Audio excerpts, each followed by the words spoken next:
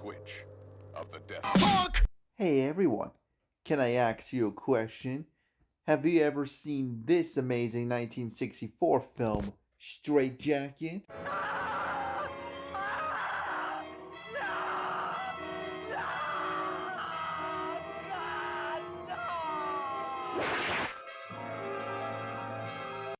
Strait Jacket was released in 1964 and it was one of those movies that was trying to capitalize its success on Psycho.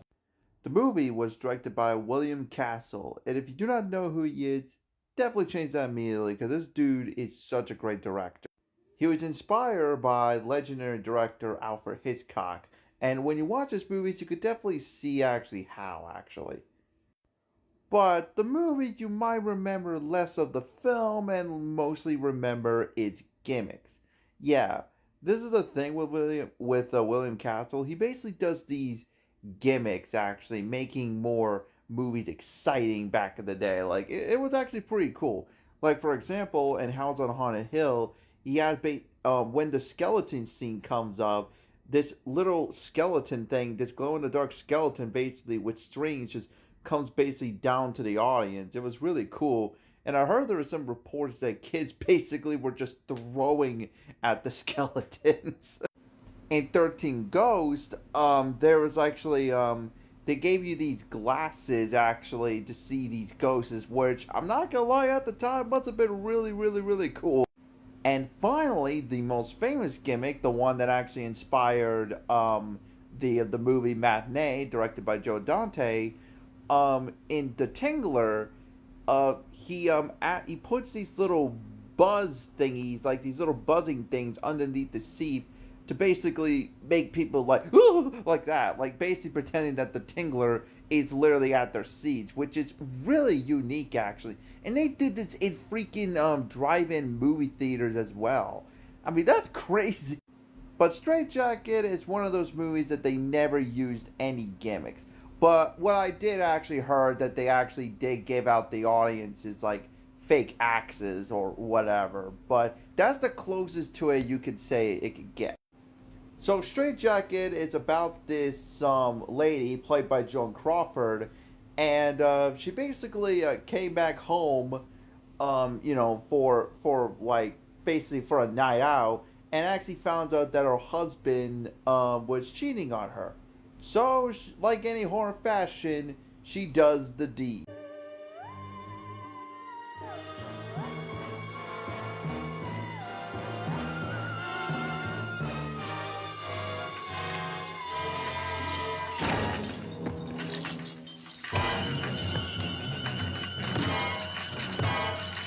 Leave me alone! Leave me alone! Leave me alone! I'm not guilty! I'm not guilty! I'm not guilty! But then years later, she gets out of the mental asylum and she basically stays with her daughter. And it looks like everything could totally go well, actually. Basically just leave the past behind and just basically, move on with everything. But then things turn crazy when, let's just say, her mom, let's just say, been seeing some strange stuff. Lucy Harding took an act, gave her husband 40 west. When she saw what she had done, she gave his girlfriend 40 west. Lucy Harding took...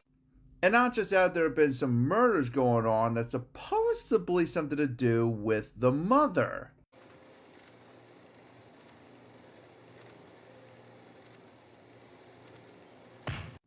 Strait Jacket, I'm not gonna lie, is actually one of my favorite William Castle movies. Like, I absolutely adore this film. This movie definitely shows that William Castle could actually make a film without any of the gimmicks. It really shows that he is a really great director without any of the gimmicks, like any of it at all. My favorite is definitely Joan Crawford in this one. She is amazing. She actually has been in a lot of movies like since the early days. And crazy enough, later she actually starred in another horror film called Whatever Happened to Baby Jane. As a film that's like trying to be a cash-in to Psycho, it's actually very good.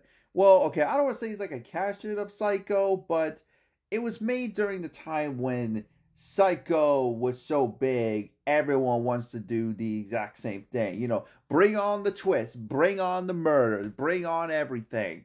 That's basically what it was. But it was actually good. It was a great time. And Straight Jacket is one of the best when it comes to it. I absolutely adore Straight Jacket. It's such a really good movie. And it's actually one of my favorite William Castle movies, like ever. It's actually kind of crazy that out of all the William Castle movies that they remade, it's kind of crazy they didn't remake this back in the 2000s. Would that be so crazy that they actually would have remade it? That would be so insane, actually. That would have been so good. I can imagine that, actually.